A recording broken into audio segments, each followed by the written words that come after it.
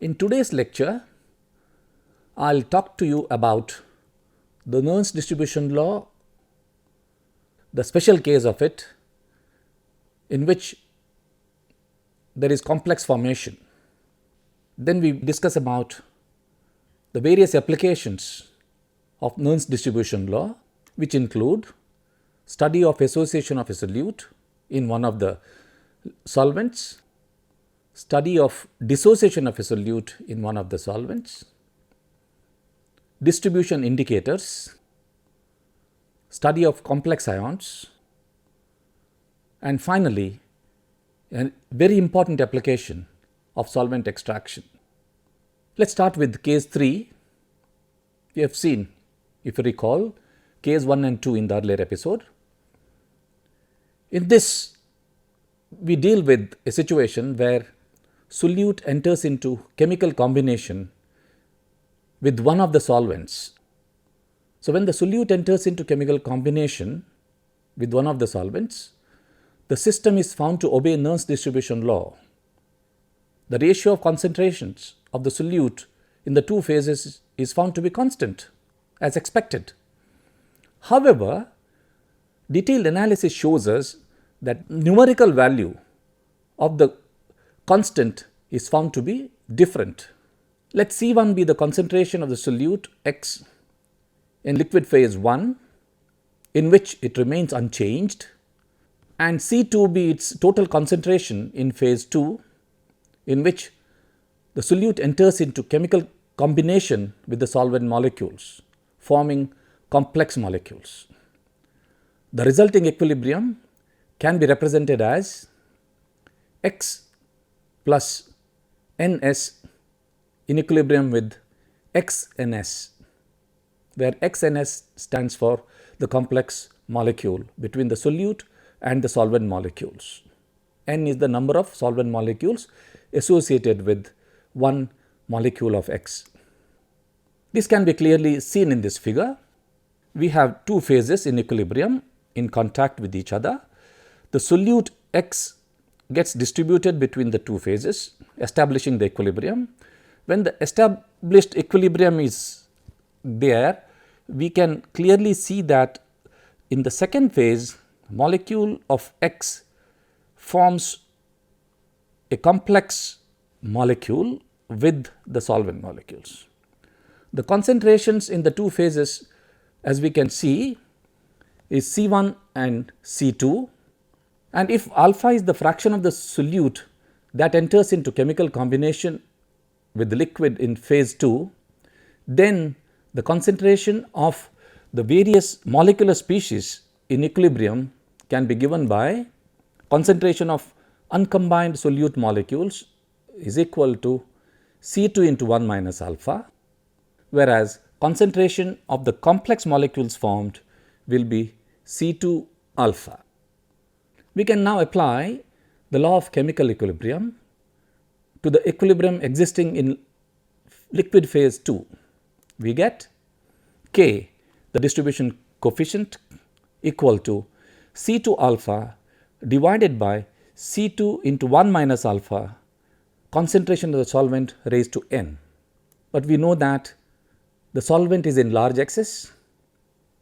Therefore, we can take the concentration of the solvent to be a constant. Hence, we can write C2 alpha upon C2 into 1 minus alpha equal to constant. Taking this as equation 1, the distribution law is valid only for the concentration of similar molecular species. We have been repeating this. That is, if we take the concentration of single molecules of X, then we can apply distribution law. Hence, C1 upon C2 into 1 minus alpha is equal to constant. This is equation 2. Now, dividing equation 2 by equation 1, we get C1 upon C2 alpha is equal to constant. We know that alpha, the fraction of the solute that combines with the same solvent, is also a constant at a given temperature. Therefore, equation 3 may be written as C1 upon C2 equal to constant. This is the original equation for Nernst distribution law. So, when there is complex formation with the solvent molecules, the ratio remains constant, but combination with the solvent molecules does change the numerical value of the partition coefficient, because the constant that we have written C2 includes alpha. Let us look at the applications of Nernst distribution law. We have seen different cases, and these cases can be suitably applied to find out the information that we want.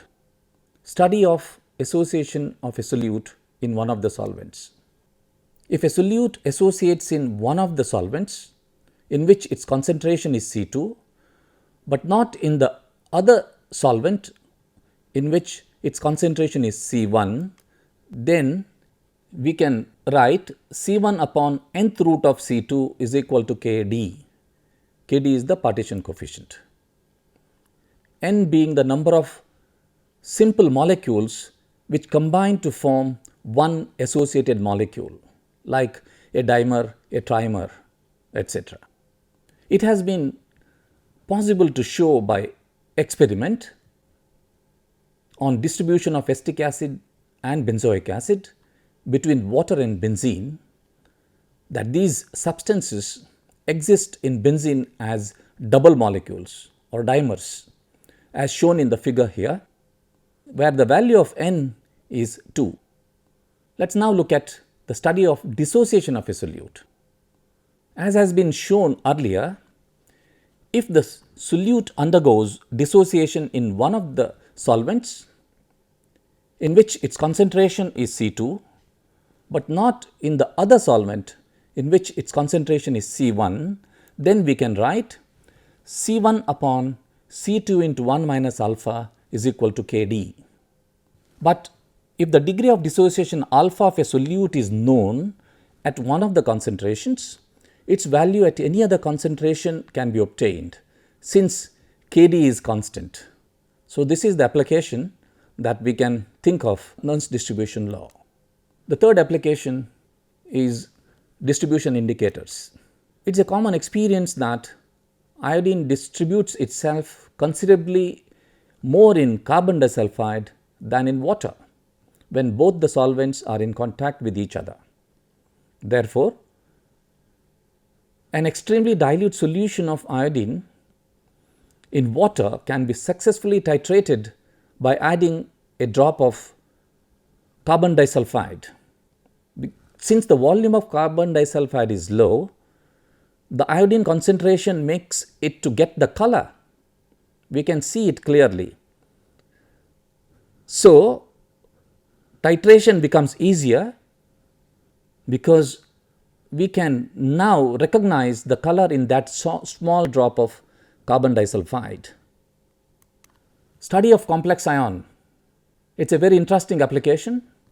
Nernst distribution law has been successfully applied in determining the formula of the complex ions formed between bromine and bromide ion, as well as between iodine and iodide ion. The best example that we can think of is the study of complex formed between iodine with potassium iodide. On stirring a solution of iodine in carbon disulfide with water, the iodine distributes itself between the two solvents in accordance with the distribution law. Knowing the concentration of iodine in the two layers, we can calculate the partition coefficient Kd. Once we have that value of Kd, it can be used whenever we have such a situation or such an equilibrium established. We can see here we have two layers, aqueous layer and carbon disulfide layer. In carbon disulfide layer, iodine is present in large concentration. When we shake the two layers, iodine gets distributed between the two layers If potassium iodide were not there, it would have reached the equilibrium under normal circumstances to give the value of Kd. But since Ki is present, iodine will tend to form a complex, say Ki3. If a solution of iodine in carbon disulfide containing X moles of iodine per liter is shaken with an aqueous solution of potassium iodide containing A moles of potassium iodide per liter, iodine tends to form complex with Ki in aqueous medium. The total concentration of iodine in the aqueous layer will therefore be much higher than the simple water if we take, because of the formation of the complex ion or complex rather Ki3. Let this concentration be moles per liter. So, because of this, the concentration of iodine in carbon disulfide layer will fall from X to X minus B moles per liter. According to Nernst distribution law, the concentration of free iodine as I2 in the aqueous solution is given by Kd into X minus B. We can take it as D moles per liter. Suppose the complex ion formed is I3 minus. Then the following equilibrium will exist in the aqueous solution: I minus plus I2 in equilibrium with I3 minus. Evidently, B minus D moles of iodine must have combined with B minus D moles of iodide ions to give B minus D moles of the complex ion I3 minus.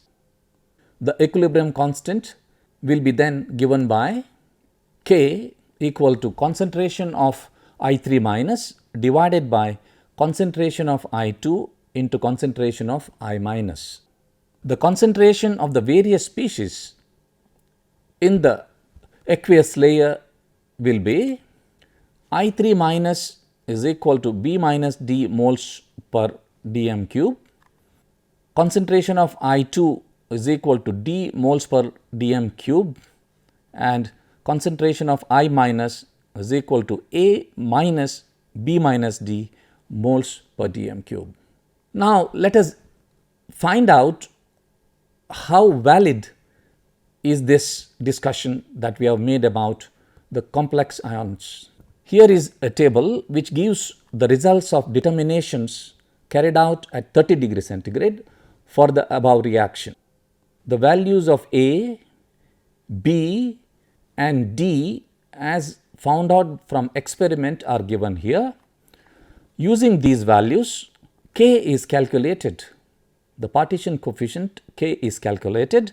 You can see here the values are 19.72, 20.04 and 20.40. The fact that K is reasonably constant in spite of variation in the values of A and B shows that the formula of the complex ion is I3 minus. Otherwise, we would not have got constancy in the values of K. It is now time for us to discuss the most important application of Nernst distribution law, the solvent extraction. So, as I told you, it is the most important application not only in laboratory but also in industries, the process of extraction. In the laboratory, we frequently use this method for the removal of a dissolved organic substance from aqueous solution with solvents such as benzene, ether, chloroform, carbon tetrachloride, etc. The advantage is taken of the fact that the partition coefficient of most of the organic compounds is very largely in favor of the organic solvents, and we use in the laboratory a separating funnel as shown here. We have the stopper and the stopcock here, and the shape of which we can clearly see, which helps us to clearly separate the two layers. The two layers that are there, the denser layer will be settling at the bottom, the less dense layer will be over it, floating over it. We have to mix the two layers thoroughly by inverting the separating funnel. During that time, we have to hold the stopper tight and keep the stopcock closed and occasionally release it in order to release the pressure that may build up inside. And then fix the separating funnel vertically on the stand here and allow it to attain equilibrium. The two layers will separate, and once equilibrium is attained, we can open the stopcock and take out the lower layer, and the two layers after separation can be subjected to analysis. The same principle applies in the desilverization of lead by Parkes process, which you have seen earlier. The argentiferous lead, if you recall, is melted and heated to 800 degrees centigrade. Molten zinc is then added to it. Molten lead and molten zinc behave as if they are two immiscible liquids in contact with each other. Silver behaves like a solute which is distributed between the two layers now, but it is more soluble in zinc than in lead, the partition coefficient being of the order of 300 at 800 degrees centigrade. So, what we do? We take molten argentiferous lead, add calculated amount of molten zinc to it, and agitate the two thoroughly in order to allow silver to pass from the molten argentiferous lead to molten zinc till the equilibrium is achieved, and then separate it.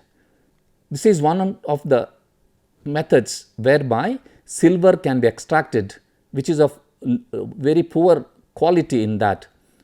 Silver is very low in concentration, but you can concentrate it, and once you have increased the concentration of silver in that, you can then subject it to further purification. Now, it is possible for us to derive a formula which helps us to calculate and improve the efficiency of extraction. It is a general formula which enables us this. Let us take V ml of a solution containing W gram of the solute, and we extract it with small aliquots of small v ml of another solvent which is immiscible with the original solvent.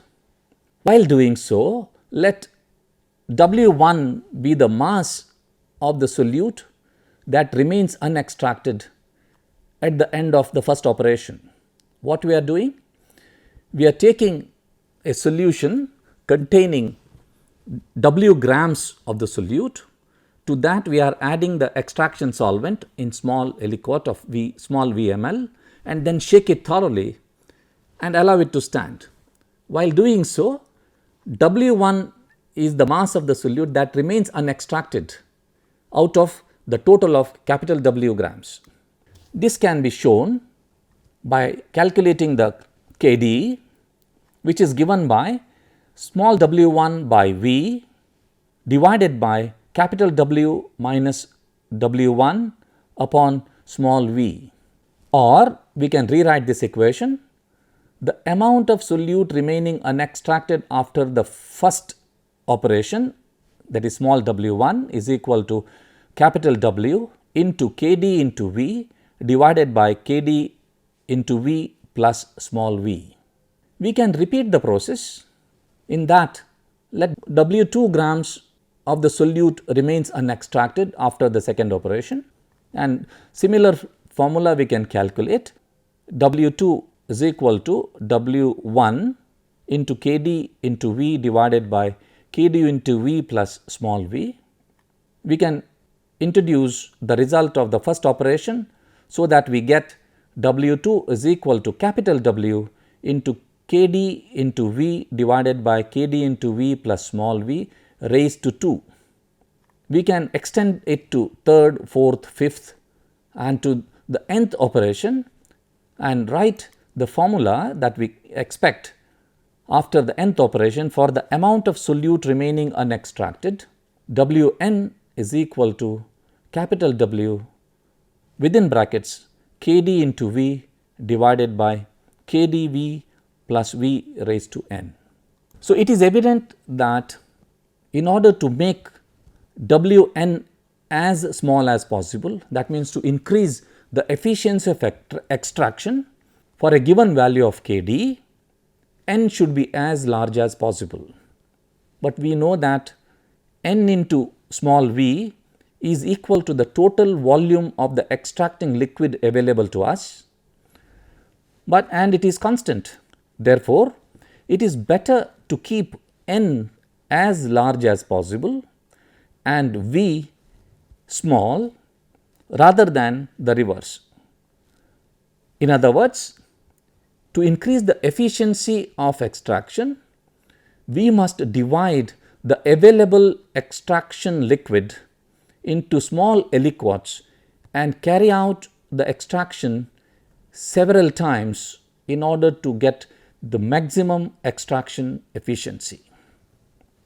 For the same reason, if you recall, in the lab, in the washing of precipitates, it is more effective to use a small quantity of water at a time and to repeat the process a number of times. You must have surely done it in your gravimetric analysis. Let me summarize what we have discussed today. We continued our discussion on Nernst distribution law, especially after completing case 1 and case 2 in the earlier episode. We saw the special case 3 where there is complex formation, and then the applications of Nernst distribution law is discussed, in which we saw study of association of a solute, study of dissociation of a solute, distribution indicators, study of complex ions, and finally solvent extraction.